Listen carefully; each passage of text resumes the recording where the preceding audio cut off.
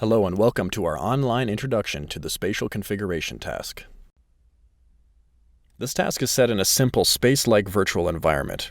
There are a handful of objects in the environment, in this case 4 objects, and these objects will stay in the same place for the duration of the task. You may have noticed I said there are 4 objects, but you can only see 2 of them. Just as if you are standing inside a room, you can't see the entire room at once, so I'll move the camera to a top-down view so we can get a better perspective. From this view, we can see the 4 objects: the barrel, the bed, this one is some rocks, and the 4th item is a table. I'll return the camera to its original position, but I'll keep a top-down view of the environment visible as well.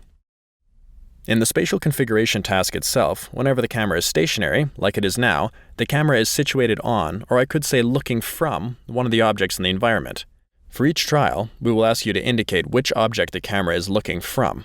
So if this was a trial, you would see some response options, like so, and although it's difficult to tell, the camera is currently looking from the table, and I would respond by pressing the 1 key on the keyboard.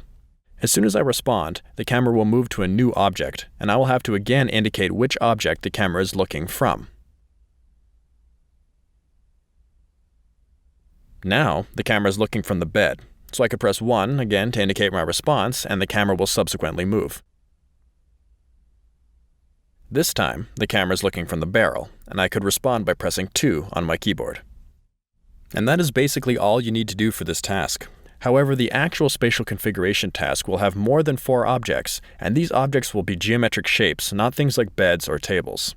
Also, you will not see a top-down view of the environment, and you will need to make your own mental representation of where all the objects are by carefully paying attention to what you see and how the camera moves.